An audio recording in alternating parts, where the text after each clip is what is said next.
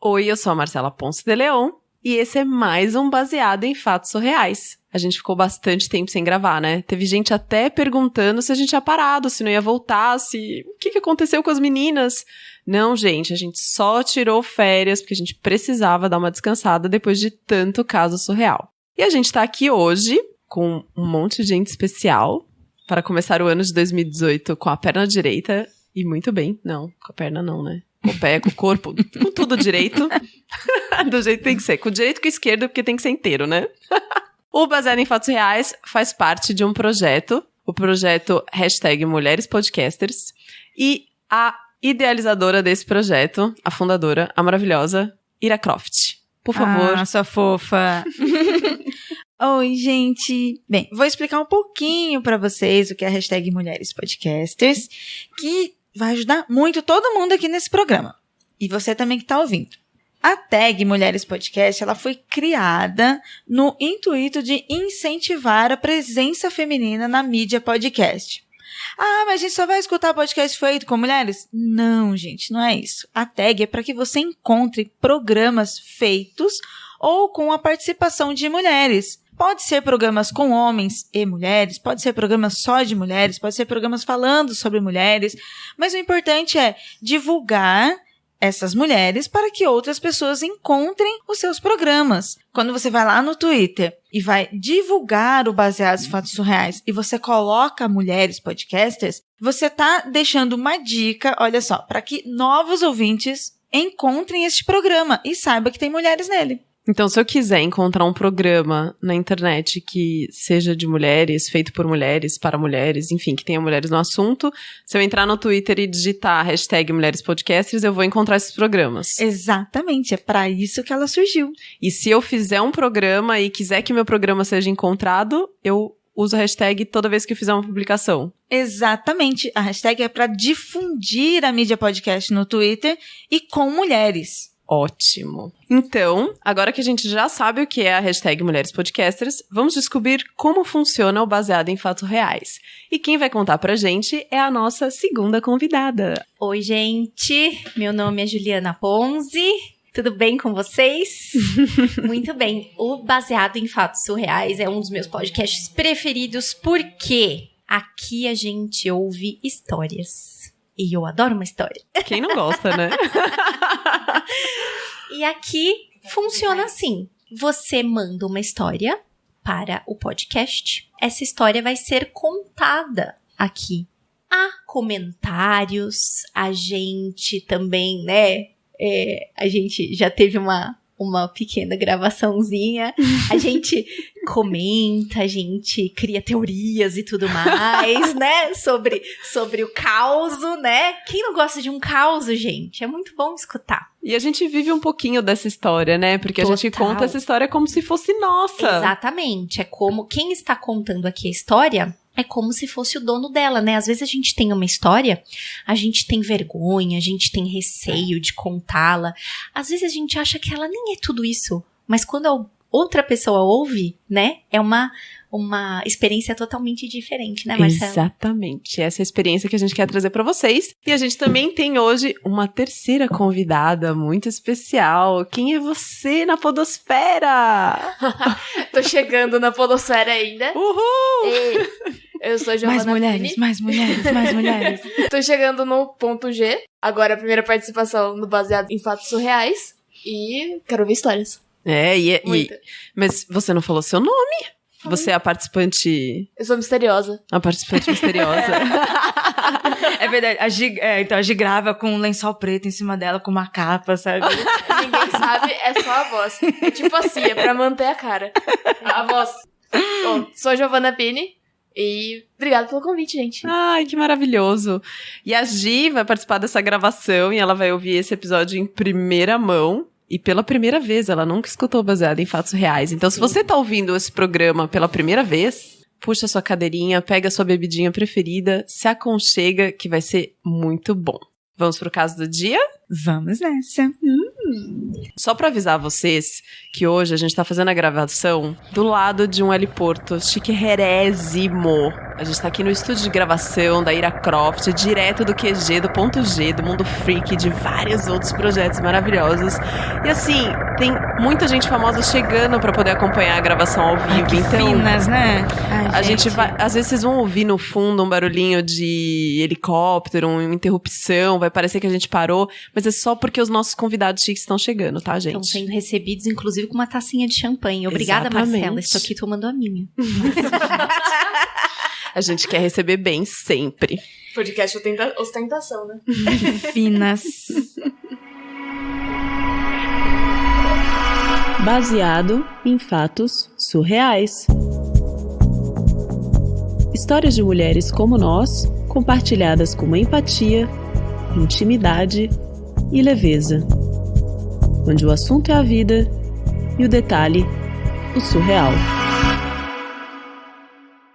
Bem, então depois dessa finesse toda, eu vou contar a minha história.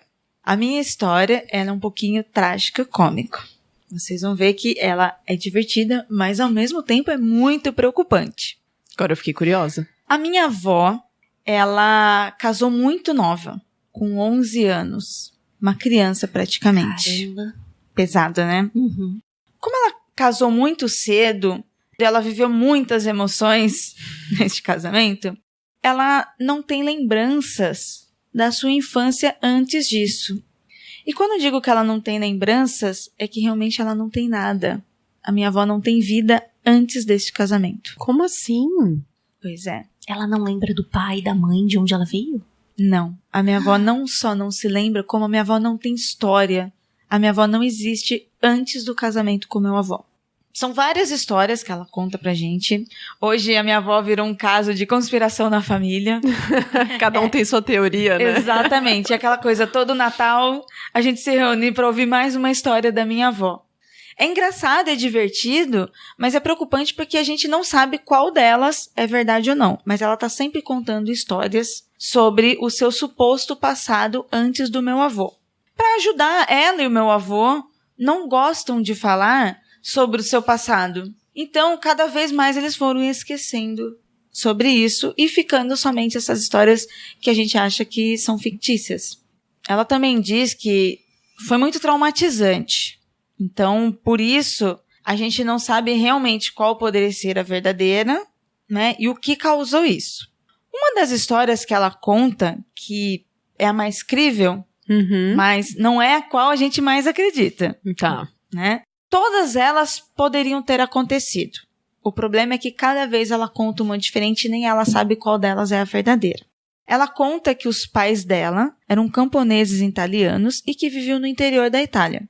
Ela fala que ela era muito feliz e que amava muito os seus pais. Essa é uma delas. Parece uma história de livro. Né? Assim, bucólica, romântica. Né? E no Brasil, e principalmente em alguns estados onde se tem muitos imigrantes, é bem comum essa história. Né?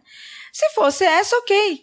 Mas não é só essa. Em outras vezes, ela conta que ela é de uma família de judeus e que ela foi obrigada a parar de frequentar a sua religião por conta do meu avô.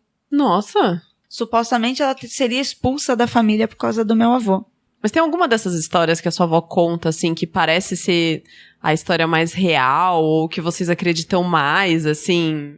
Tem a história que vocês escolheram para os nossos visitantes? Bem, são muitas e muitas histórias. Algumas engraçadas, outras nem tanto. Uma dessas histórias, que é a que a gente mais acredita na nossa família, porque apesar de ser uma história absurda, mas é a história que a minha avó conta com mais emoção. Então, a gente sente que ela pode realmente ter acontecido. Mas nunca foi provado e não tem ninguém que ateste isso. Mas pela forma com que ela conta, pela forma que ela se emociona, pode ser que sim.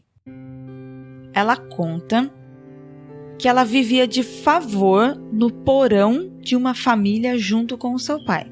Nossa. Que eles viviam meio que um cárcere privado ali.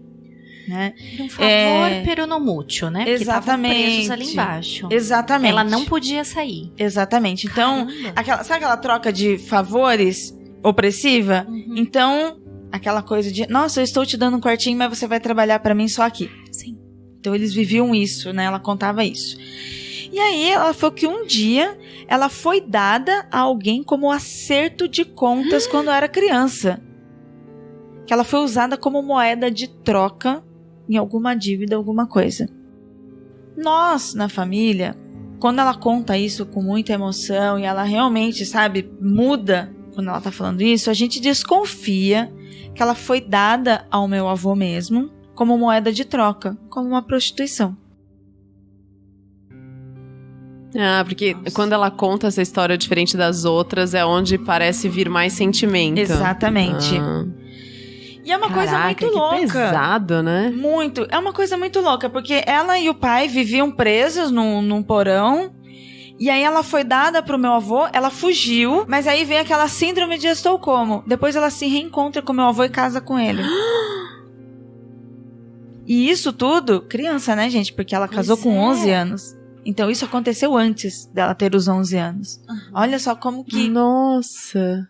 Como que deve ter sido esse trauma na vida da minha avó. A gente ri, a gente brinca, todo Natal é aquela coisa. Eu e os meus primos, a gente senta em volta da minha avó pra ela vir com mais uma história. Qual a história do ano, né? Exatamente. A gente sempre se diverte, mas a gente também se preocupa muito, né? O que deve ter acontecido, o que aconteceu, por que a minha avó teve esse lapso de memória. E o meu avô, que homem, do interior, né, bruto, patriarcado reina dentro de casa, ele que manda, ele também nunca permitiu que ela contasse. Então, as poucas coisas que tanto ela quanto ele sabiam foram esquecidas, porque eles não falavam sobre isso. Eles não conversavam. Sim. Eles tentavam apagar. Então, já não tinha origem. Já não sabia de onde ela veio. O pouquinho que se tinha foi incentivado a não falar sobre isso. E aí, apagar essa memória. E com os dias, ela foi esquecendo. Hoje, com a nossa família, por mais que a gente incentive isso, mas ela já não consegue mais. Mas ela tem um sobrenome, além de um sobrenome do seu avô? Ou por onde a gente, por exemplo, possa mapear, ou por onde a família consiga mapear uma eventual família, ou conhecidos, ou alguém que morava perto dessa família do seu avô? Existe isso? Nenhum registro de documento, nada? Aí que entra a maior problemática disso. A minha família diz que toda a documentação dela, certidão, RG, CPF, são encomendadas. Ela não tinha antes. Caramba, ela tem uma história a partir do momento que ela casa com seu avô. Exatamente. Tipo, ela nasceu, ela existe... A partir do momento que ela casou. Antes disso, não existe a minha avó. Ninguém sabe de onde ela veio, onde ela nasceu, como ela apareceu. Ninguém sabe. Gente. Após ela ter casado com meu avô, a família do meu avô providenciou os documentos para ela. Então, a gente não sabe até que ponto ali é verdade ou não, porque eles foram lá e inventaram o nome e tudo e colocaram para minha avó. Minha avó passou a existir a partir desse casamento. E com 11 anos de idade. E com 11 Isso anos é o mais de idade. grave, né?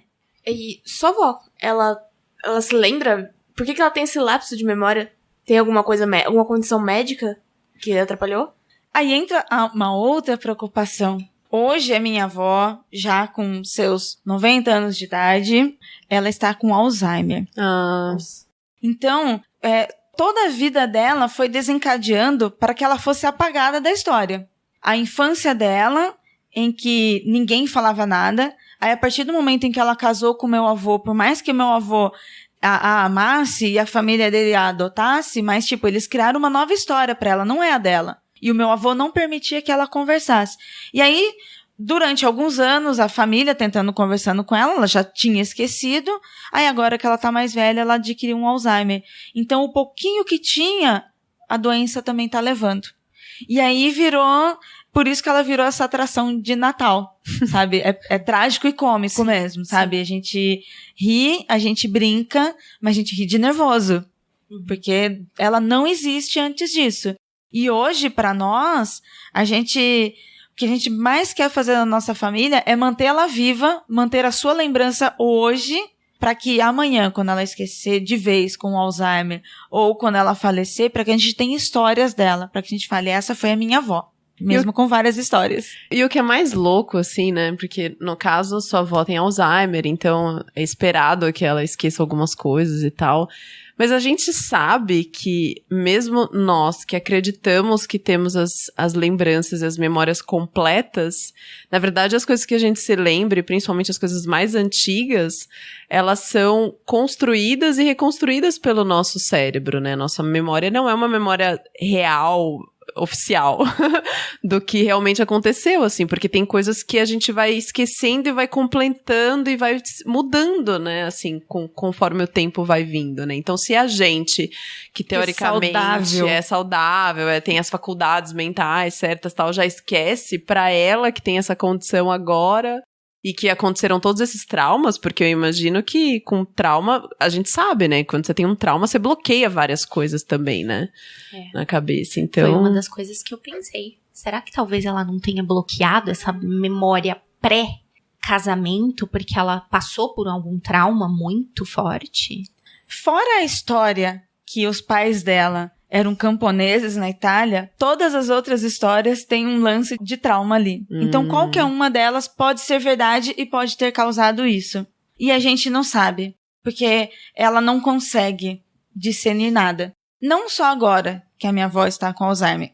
Antes disso, há muitos anos que isso é uma história na minha família. Há muitos anos que isso acontece, que a gente conversa com ela. Há muitos anos que a gente chega, vó, o que aconteceu? E ela conta uma história nova. Então não é só agora, mas já acontecia. Tô me lembrando, tá vindo agora muito forte em mim. A gente que faz o ponto G, né? Ir, agir. A gente, quando vai atrás de histórias de mulheres, né? E principalmente das histórias das mulheres negras aqui nesse país, é muito complicado da gente achar uma documentação. Essas histórias, elas acabam meio que se confundindo, virando lendas, como, por exemplo, do episódio da Dandara, né? Ninguém sabe ao certo se aquilo aconteceu. Ou às vezes você tem versões e versões, né? Você não tem uma só. E eu também me lembrei de algo que, né? Muitas dessas mulheres negras, muitos dos filhos dessas mulheres, eles tinham essas histórias encobertas ou um pouco manchadas, porque afinal eles eram filhos dos homens da casa grande, né? E aí você não poderia manchar o nome da família. Eram os filhos ilegítimos, Exato, porque número 1 era o filho ilegítimo, que escândalo, e número 2, ninguém queria dividir aquela herança. Pra vocês entenderem, o Jon Snow está aí para isso, não é? Então, isso me veio muito à cabeça. Será que também não pode ter algo do gênero? Isso fez eu lembrar de uma história da minha própria família também, assim, que eu sei que tem um caso da minha bisavó, que lá de Recife, a família era de lá, e era uma família importante, e ela fugiu da família, porque eles não aceitavam o relacionamento dela com o bisavô, e aí... Tudo por uma questão de nome da família, eles eram influentes, a gente sabe que tem muito essa coisa das famílias tradicionais, né, no Nordeste, enfim. Então, eu acho que faz todo sentido, assim, todo sentido. Você comentou que sua avó, ela conta uma versão que tem um pezinho ali nos judeus, tem os italianos também, e da onde, afinal, que ela era? Ela era imigrante? Da onde que ela veio? Essa é uma outra questão que a gente sempre discute na família. A minha avó não era negra, então ela não seria a filha de escravos, ou se ela fosse da casa grande, seria bem depois, quando tá bem misturado. Isso a gente sabe porque ela é branca hoje. A gente não sabe se ela é uma imigrante, se ela é filha de imigrantes, se ela veio de imigração, porque ela conta várias histórias. Mas a gente sabe também que a imigração no Brasil, os primeiros imigrantes, quando chegavam no Brasil, que eles desembarcavam nos grandes navios, eram muita gente chegando aqui e muita gente atendendo. E os brasileiros também não falavam as línguas deles. Muitas dessas pessoas que chegavam no Brasil, chegavam sem documentos, porque estavam vindo de guerras, ou esses documentos se perdiam. E aí, quando chegava aqui no Brasil, eles recebiam novos registros, novos nomes. E, muita gente ou inventava, quem estava recebendo, os brasileiros, ou não entendia e escrevia errado. Isso é muito comum. Então, a gente foi pesquisar sobre isso, mas aí a gente entra numa chave, numa encruzilhada. Como é que a gente vai pesquisar se a gente, além de não saber quem poderia ser um parente dela, porque a gente não conhece ninguém. Não tem ninguém que possa atestar, é filha de fulano, de cicrano, de beltrano, não tem ninguém que diga pra gente. Se tivesse, a gente teria que ter o nome, a gente não tem nada. E como ela só tem o nome do meu avô? E a gente sabe, né, que esse problema que você citou, né, da dificuldade, né, às vezes do escriturário que tava ali, entender, né, a pessoa do cartório entender como é que esse sobrenome é. Gente, um trema, uma letra dobrada faz toda a diferença. Quem tá atrás de, né, eu tenho cidadania, tal, você para num ponto onde uma letrinha repetida acaba com tudo. Mudou seu nome e aí muda sua história. Exatamente. Eu tenho uma amiga que agora tá passando pelo processo, ela descobriu, ela fez assim, cara, minha vida é uma mentira. Ela falou assim, ela falou assim, ela mandou, falou, cara, minha vida é uma mentira. Eu tenho um sobrenome e eu descobri que lá na Itália, minha família é escrito diferente.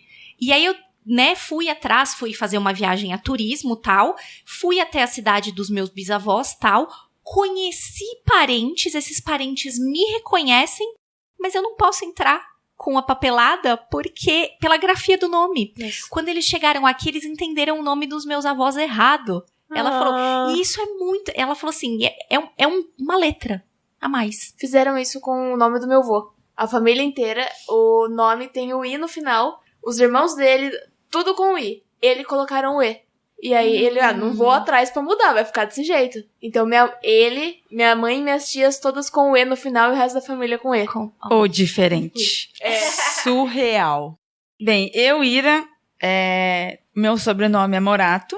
Ele é um sobrenome espanhol. Não existe espanhol na minha família. Nós não somos espanhóis. De verdade. Aí a minha mãe fala que aconteceu isso. A minha bisavó também era italiana, que veio com os imigrantes, blá blá blá, a história de muita gente aqui no Brasil.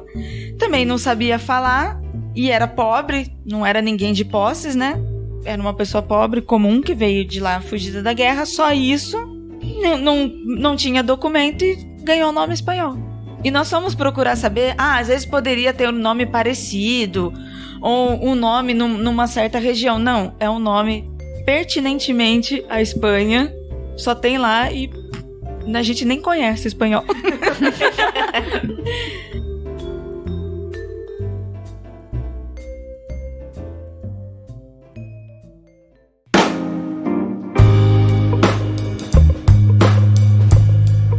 Então é isso, esse foi o caso deste episódio, de mais um episódio do Baseado em Fatos Reais. E a gente sempre começa esse término, começa terminando, ou termina começando, através dos agradecimentos.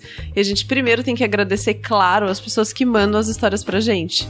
Porque são essas pessoas que fazem esse programa acontecer. Ele só acontece porque você tem uma história pra compartilhar e manda pra gente, bfsurreais@gmail.com, ou pelo nosso Facebook, ou por WhatsApp, enfim. Não importa como essa história chegue, mas ela chega pra gente, ela chega de diversas formas.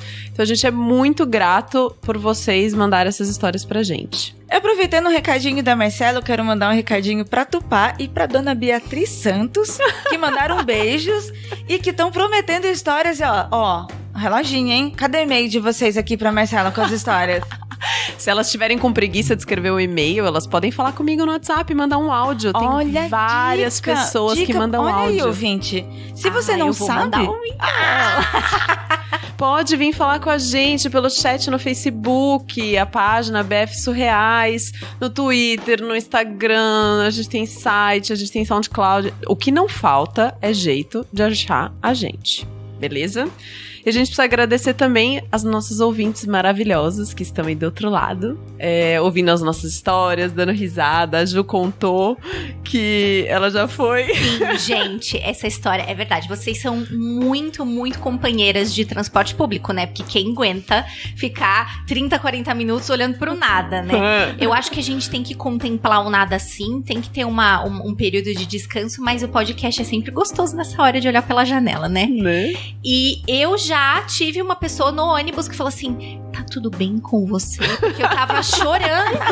E aí eu fiz assim, não, é que eu tô ouvindo uma coisa muito emocionante aqui, isso aqui. A pessoa ficou sem entender nada, né? Falou, como assim? Mas será que é uma música? Enfim, tal. Mas eu já ri muito, eu já chorei muito. Já fiquei com umas caras de espanto no transporte coletivo por causa de Baseado em Fatos Surreais. Tá vendo, gente? Baseado em fatos reais garante fortes emoções. E a gente sabe isso também por causa das recomendações que tem no iTunes. E se você não recomendou, vai no iTunes, coloca lá 5 estrelinhas, deixa sua recomendação, faz seu comentário, diz qual é o seu episódio preferido e recomenda. Indica. Se cada um dos nossos ouvintes indicar o podcast para mais uma pessoa, imagina quantas pessoas vão ouvir o Baseado em Fatos Reais? Quantas pessoas vão se emocionar? Com certeza. E, Marcela, às vezes as pessoas, né, recomendam, retweetam, conta pra todo mundo, passa pra frente, e elas mal sabem que é muito importante essa avaliação no iTunes, né? Exatamente. No Deezer, vai lá e aperta também, é tão fácil, gente, dá 5 estrelinhas lá. Ah, é, porque não tá só agora no iTunes pra você ouvir por podcast, porque tem gente que fala, ai, como ouve podcast? Não sabe, né? Dá pra ouvir também no Deezer, que é muito mais simples, onde você ouve suas músicas, você ouve também seus podcasts. E a gente tem um agradecimento especial ao Naruhodô, que é um podcast, e ao Ken Fujioka, maravilhoso, que ele abriu um espaço para as minas podcasters, e ele tem divulgado spots das minas de diversos programas e ajudando a gente a divulgar nosso trabalho, né, Ira? Um beijo, querido. O Ken é uma pessoa maravilhosa. Foi um presente que nós ganhamos em 2017, que nós o conhecemos pessoalmente, e que ele, ao nos conhecer, ele mesmo se ofereceu e falou, vamos divulgar essa mulherada lá no Naruhodô. Todo mundo tem que conhecer mulheres podcasters. Acompanhe os nossos canais. Meninas, muito obrigada pela participação de vocês aqui hoje. Gi, seja bem-vinda ao Baseado em Fatos Reais. Conte muitas histórias pra gente. Ju, você também. A Ira já contou casos aqui com a gente. Se vocês querem ouvir o caso do Muro. Adoro. Até o próximo caso surreal. Até. Tchau.